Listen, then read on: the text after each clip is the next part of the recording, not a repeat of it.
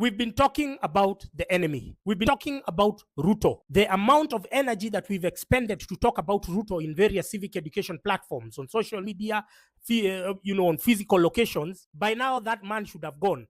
Because I've never seen such levels of consensus. I've never seen such uniformity, unanimity across the country, across the tribes, that this man is bad for the country. So why is he still in power? Why is William Ruto still in office? A very minuscule thing is keeping him in power. A very small thing is keeping William Ruto in power. Something very tiny, something in your face, it is hiding in plain sight, and you people are not seeing.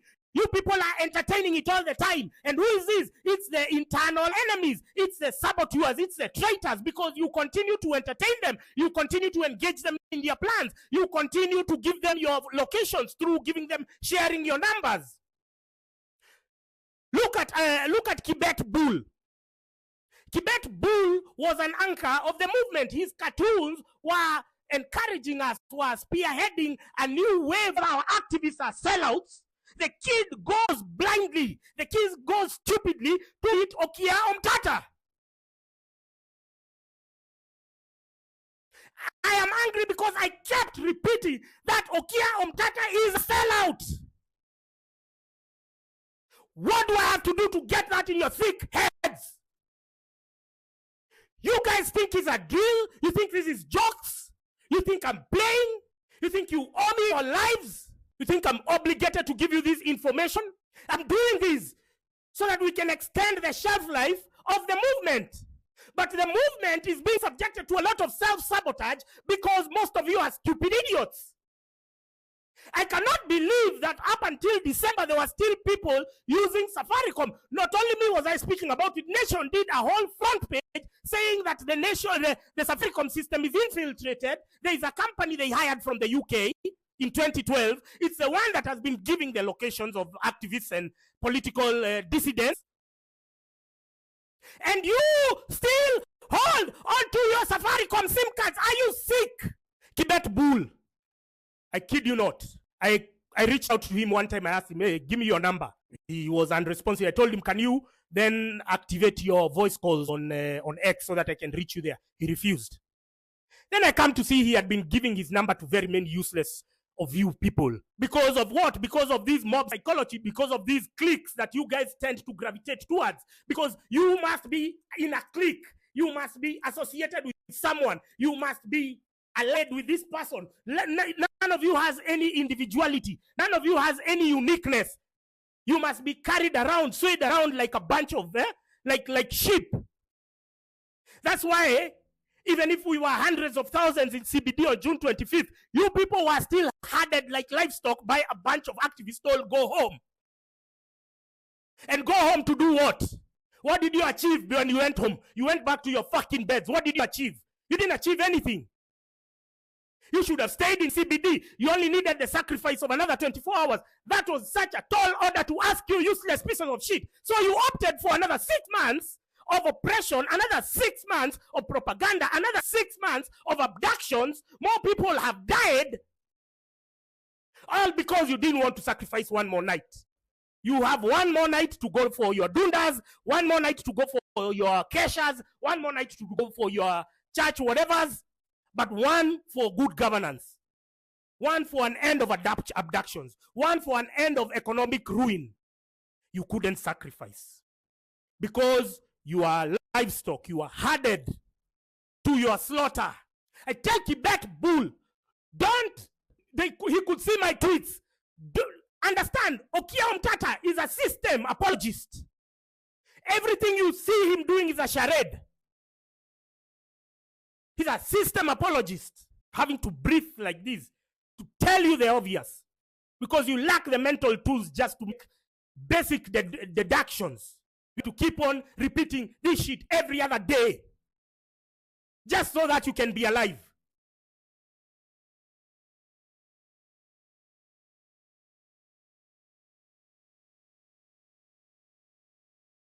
Kibet Bull was the movement. I say was because they are convinced that he was killed, and it's the reason why they are not releasing all the other boys. Kibet Bull was the movement. By arresting, by abducting, God forbid, by murdering Kibet Bull, they knew they were puncturing movement. These, I told you, all these abductions are done from policy level. They are done on the desktop. They look, who has the most influence? Let's go this way, let's sway that way. So Kibet Bull's abduction was not a coincidence. It was not one of these random ones. This was something that was calculated on the table for weeks. And Okia Omtata was privy to those discussions, if not being part of them. So that Bull reaches out to Okia Omtata. My brother has been abducted. What can I do? Don't tell anyone. Don't tweet. Come to my office on Monday. Anyone first telling you to come to your office on Monday and your brother has been abducted, is telling you to wait for 2 days for miracles to happen so that his brother can reemerge. You guys have to utilize your senses. You have to think, you have to use your gut feeling to utilize your senses. I can't keep on repeating this. We can't be doing the same shit over and over. We can't be planning protests and all the medias, they go to Okia Omtata and then Okia Omtata stages his own arrest and then we think we are going to do it on Monday the 6th and expect different results. They come there with Hanifa, come there with who? They come there with Boniface Mwangi, they come there with who's lead, they come there with Julius Kamau, they come there with all these charlatans whose work is just pandering to the media so that they can attract donor funding. But because the donors also, they have been short of money, now they have realized that the government has more money. So let's do a run for donors. Let's do a run for government money. Because donor money is not guaranteed. Every day there is a new political change. Like now, and then these ones, they are not into funding NGOs. These ones, so they know that donor money is not reliable. So what do? Now let's go for government money. Okia Omtata is the head of the snake. All along he has been the head of the snake. You have Boniface Mwangi, you have Hanifa Edan, you have Hus Halid, you have Julius Kamau, you have Morara Kebaso. You have to vet the people that you are interacting with. You have to vet the people that you're following. Now, they're saying that somebody has been paid to malign them. What reputation do they have to protect? These are conmen, these are frauds. You give them your money, you give them your time, and by doing that, you are inadvertently killing our movement. We are working so hard to do civic education. You idiots are just sending money, you're just giving attention to people who are sabotaging us. We have been going round circles around the same point. What more do you want me to do? The DCA here are on my neck. They want to kill me. And then you here, you're just following the same people who are deflating our movement, who are sabotaging our movement. What the f is wrong with you Kenyans? Morara Kebaso is a conman. Okia Omtata is a conman. Hanifa is a conman. You should be treating them like enemy combatants when you see them somewhere. Please. Monday, 6th of January 2025 is Mother's Day. Today you've seen they've discovered the lifeless body of Ibrahim Mwiti in Thika Level 5 Hospital. Mothers out there, if you are watching this, today it is Ibrahim Mwiti's mother. Tomorrow it is you. All these activists, we've just been telling them, all the people in social media, we've been giving them the tips and telling them that tomorrow is you. These are the simple tips. Stop talking to these guys. Stop interacting to these guys. These guys are sellouts. These guys will sell you out to the government. These guys will give out your location. These guys will give out your Safaricom number and then you'll be tracked. But no, you thought you were smart enough. The only reason I'm alive is because I took those simple steps. The only reason I am alive is because I stopped using my Safaricom SIM card. For you, if you want to die, use your fucking Safaricom SIM card. Who is begging you now? But you can see the anguish that you're causing to people because of your stupidity. You can see the pain that you're causing to people because you refuse to follow simple tips. William Ruto's speech on June 25th should have been a pointer. He said, I will get all of you one by one. You're terrorists, you're anarchists. He called you all sorts of names. He already made it clear to you that he's coming for you. Now, for those of us who have known William Ruto for long, we don't take such threats lightly. We take the necessary precautions. For those of us who know what William Ruto is about, for those of us who know the post-election violence of 2007, 2008, how a church in Kiambaa was burnt. If you saw that, you know what he's about. And you wouldn't take such threats lightly. He says he has this sheepish grin on his face. You think the teeth are white because he's smiling. No, he's telling you, I'm going to kill you. And you are there. Going to people we have flagged as traitors. Look at Hanifa's body structure. Well, look at her. She's a policeman. She's a policeman. I don't know why it has taken you long. I don't know why because you guys lack your personal identity. You don't want to think. You must follow what this guy says, what this guy says. No, you have been presented with evidence there. You make your own conclusions, derive your own conclusions. You don't have to wait that, oh, this guy has not endorsed this guy. Oh, this guy has criticized this one. No. Have I wronged you? Anyone who is telling you that I'm wrong, have I wronged you? Have I taken your money? These people have literally scammed you, have fraudulently acquired your money, obtaining money through false pretense. Hanifa Edan, Morara Kebaso. That's what you're going to charge them with after the revolution.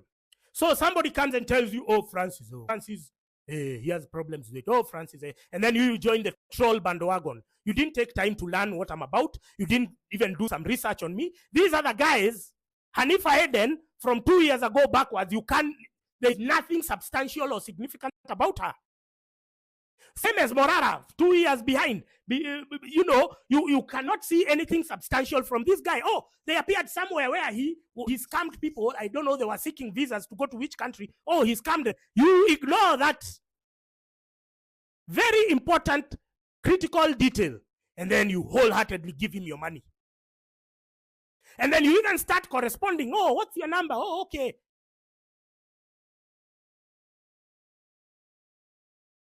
I don't know where Mercy Tarus went to.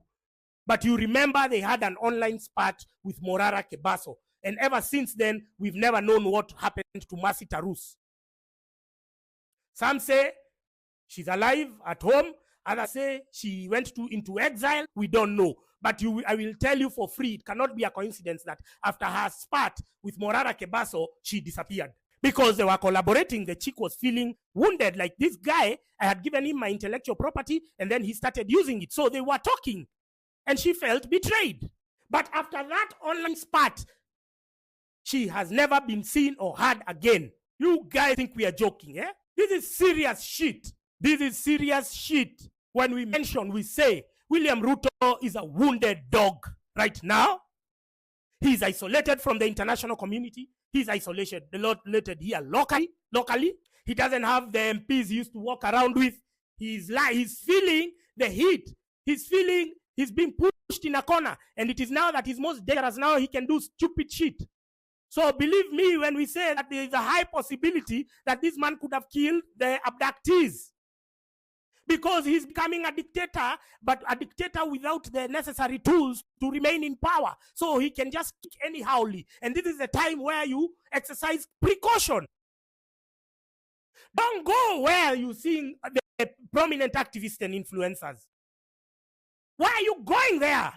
And then now you spend the whole day wasting our time telling us to free you because you went there, you chained yourself, thinking you're pandering to the cameras, thinking you're going to appear on CNN because you saw Larry Madowo. Larry Madowo is part of the game. Larry Madowo, you see him as protesters coming where you are. I have a video which I posted in June. He's the one who was ratting out to the police where the protesters are. Think I hate Larry Madowo? What the fuck could I hate from him? Doesn't threaten me one bit. Why would I feel threatened about an idiot who comes? He just appeared out of nowhere. When the escalation starts, he comes. And then he buys your trust. And then you know all these influencers, they start saying, one word for Larry Madowo. Thank you to Larry Madowo. You are congratulating a fish for swimming. Why do you congratulate people for doing their job? He's a journalist, he's a paid journalist. Why are you congratulating him? Can you grow up, some of you fucking influencers? Mr. Right, KE. Why do you say some dumb shit? Your account went because of engagement farming through such tweets. Now with a new account, you're still continuing with the same dumb shit. Can you stop? We've lined up all these sellouts for you. Can you stop following them? And if you follow them, that's your shit. Don't come to tell us you've been arrested. Don't come to tweet, oh, we've been arrested. Because these guys are the guys who sell out. They know where you are, and then they tell the police, go like that, go like that. Paulo Kemani, when he was arrested in June, he's the one who had called the police to where you guys were. And you guys thought, oh, this guy is cool, this guy is an influencer. Can you stop following those famous influencers and activists? You are the influencer. You are the activist. You hit the streets. You block the roads. You light the fire. You move up slowly to CBD, slow, gaining ground. You get the cops. Get the cops, you corner them. Corner them. Get a cocktail mixologist to blaze the vehicle. Once you corner them like this on both sides, you tell them to surrender while you're filming them. Tell them to lay down their arms. They surrender. You tie their hands and you frog march them to wherever you're going. That's how you're treating the police on Monday.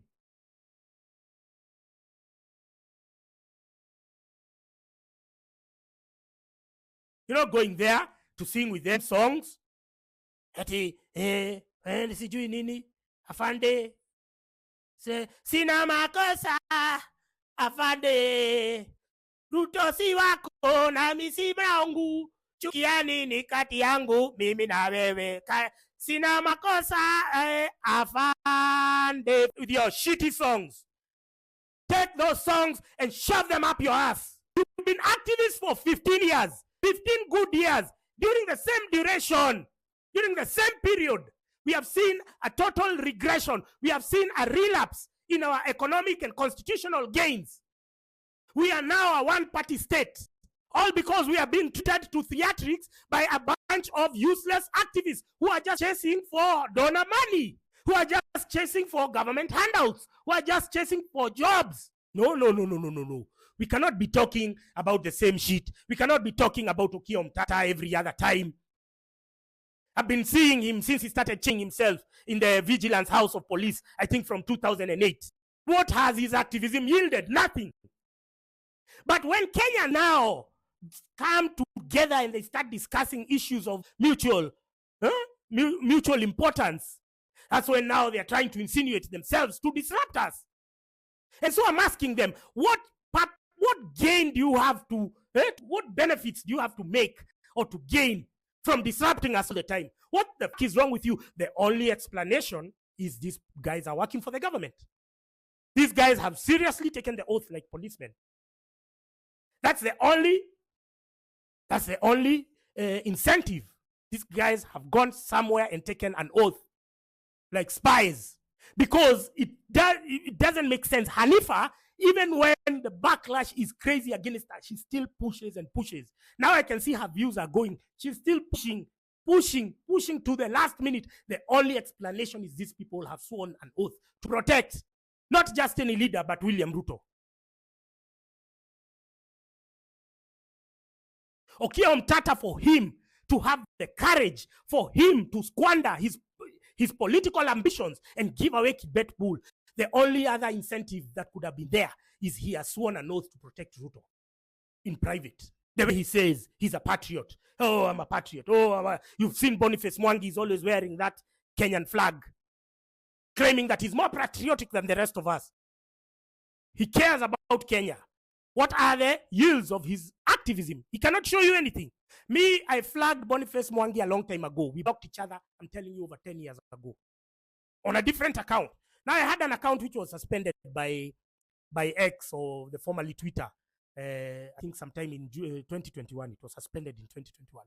And one of his activist friends reached out to me and told me, oh, Bonnie has good contacts with Twitter, because the then vice president was close to him. Ask him if I'm bullshitting. Ask him if I'm lying. And they were very close with Boniface Mwangi. So Boniface Mwangi is the one who used to coordinate the suppression of free speech in Kenya, because they had very close contacts. And by then he was operating with Uhuru. They had very close contacts with the vice president of Twitter at the time. And so It is when I was told to talk to him to have my account reinstated, I was like, I'd rather die and talk to Boniface Mwangi, because he's always been a traitor. By then I didn't have the voice that I have now. By then I didn't have the awakening that I have now.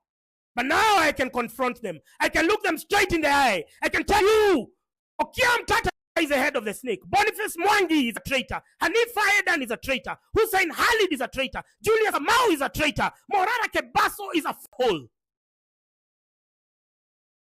Can look at them straight in the eye. And I can tell you that your continued association, your continued collaboration with these people will lead you to death. There is no two ways about it. You are dealing with a very vindictive idiot called William Ruto. He only has one strategy of eliminating people who criticize him. Let's kill them. Oh, sio Ruto mubaya. Ruto ukikaa na yeye ni mtu mzuri sana. Ni wenye wamemusunguka. Ni Faruk ni yeye mubaya. No. All of this shit, he chooses the people who amplify his depravity. He chooses people who align with his toxicity. Hey, come here, Faruk. You espouse the ideals that I harbor, that I hold dearly. Who are you, Abel Rotich? Come. This is the unit we are going to be using to abduct Kenyans, young Kenyans who are criticizing me online. Hey, who are you? Hey, get the other guys. Get warrant officer. Get the other guy. So, you people don't know what you are on to. You're just about to stumble on a revolution, and you think this is a walk in the park. You think that this is just another day to go and take selfies, to go and eat pilau in parliament. You seem to underestimate your achievements. You have all these people selling you fear. There's that idiot of Spice FM who is saying, Gaitho is at risk. You know, he has offended very powerful people. Just because of what? Just because of tweets. Your work is, you've been paid by Spice FM to sell fear to Kenyans. Have I ever asked you for anything for you to discuss about me? Instead of you joining us so that we can, who are you? You're saying powerful people. You have appropriated them. You have made them powerful. People who are paid by your own taxes, and you're calling them powerful just because they can command a few goons over here, because that's what they are. Abel Rotich is a goon going to murder children. That's a goon. So because somebody can commandeer a few goons, now he's powerful. No, the people are powerful. The day we say this guy to step down, he will step down. So who are you? Who are you to deflate? To deflate our momentum? Who are you to burst our bubble? You know Gaitho. There's that fat guy of Spice FM. You know Gaitho. Gaitho has offended very powerful people. He's in big, big trouble. You think you're any better? You think you're any safer? You think they won't wait for you outside your workplace and abduct you? One day you just say just something off and these guys feel offended. Instead of standing with the people, you are siding with the mainstream narrative. Need to get some balls. Women these days have more balls than the men. If you look at the people who have been deflecting our movement, it is men. If you look at the people who've been empowering us, it's women. When you say some damn shit, oh, Gaitho, Gaitho, he uses some Kikuyu words to disparage the leaders. But I will say it again, Raila is an overgrown kehe. He's an aging orangutan and senile old bastard. Now get that. Please take this clip and you put it on your social media, because I'm not retracting. Raila is an overgrown kehe. Raila is a senile old bastard. He's an aging orangutan. Because of what? Because us, the same way you've been self-sabotaging, the same way you've been embracing Okiya Omtata, Boniface Mwangi, Hanifa to self-sabotage our movement, is the same way the godfathers of the second liberation. By embracing Raila, they kept deflating, they kept postponing the wave of change. They kept undermining it. Because you have this illusion that everyone must be on board. If however toxic they are, however treacherous they are, everyone must be on board. Raila has been selling us out. His father has been selling us out since the 90s, since the 2000s. To date, Raila is selling us out. Why should we respect him? Because of what? His imaginary statesmanship credentials. Because he has dispatched all the toxic propagandists. He has dispatched Gabriel Oguda. He has dispatched Dikembe, Seth Odongo. It's called Seth who? It's called Dikembe Seth. There's Collins Bay, who is Edwin Sifuna's secretary. They just write long posts just being anti-Kikuyu. Some people are allowed to be tribalists, but when us, we respond a bit, then it's a problem. I told you, since the 90s, the wave of change has been self-sabotaged. It was not Moi who killed people. It was them who are selling themselves out. It was them who are playing divisive politics. It was them who are taking the tribalism bait. We have refused to do that. We have refused to board. They tried. They tried turning Gachagwa's impeachment to a Luo affair or Murima Yezi Guzwa. Who? As we didn't, you thought we were losing sleep because of Gachagwa's impeachment. You saw somewhere as if I lost sleep. But you wanted to make it that way because you knew tribalism was your only card. And then we've transcended that element of divisiveness. Look, since 2013 to 2022 or 2023, we have seen over 600 billion devolved to the counties, devolved to the constituencies through CDF, through what? Can you show me from that 600 billion? It takes 10 billion to build a referral hospital. Can you show me one referral hospital which has been built since the advent of devolution? Can you show me one school, one university which has been built since the advent of devolution? So these guys go up there. They told us that Ugatuzi is a quick fix panacea. It is going to solve our problems because now the money will be dictated from the grassroots. But it was just devolved corruption. So we are tired of these politicians because every time they come to prescribe a remedy, it is always skewed in their favor and stacked against us.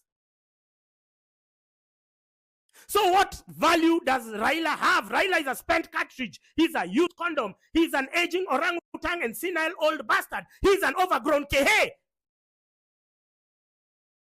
Get that in your thick head. And I told you, you getting offended by my insults to your oppressor, that you're suffering from a mutated strain of Stockholm syndrome. You are worse. You are worse than even the oppressor we are trying to remove.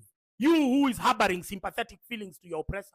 And please listen, just because you are cutting deals, you're making money, I told you, your economic prosperity does not begin where my freedoms end. Apana. So you think because you are doing well, we are supposed to suffer and clap for you? Bro. No. We have to be serious. You have to outgrow your stupidity. If you feel you're becoming very stupid, you have to just call yourself for a meeting and ask, am I really stupid? Like now that Spice FM guy, your friends should isolate you because clearly you're a state-sponsored propaganda hoodlum. You're a state-sponsored scaremonger. You should be isolated. Until you're sacked, I'll never attend an interview on Spice FM. Till you're sacked. You're trying to sell me fear. Hey, Francis has offended very powerful people. Hey. Would we be having the independence if people did not challenge the status quo? Would you be enjoying the media space that you have right now if people did not sacrifice? Your work is not to remove the winds from my sail. If you feel your opinion against me, please keep it to yourself.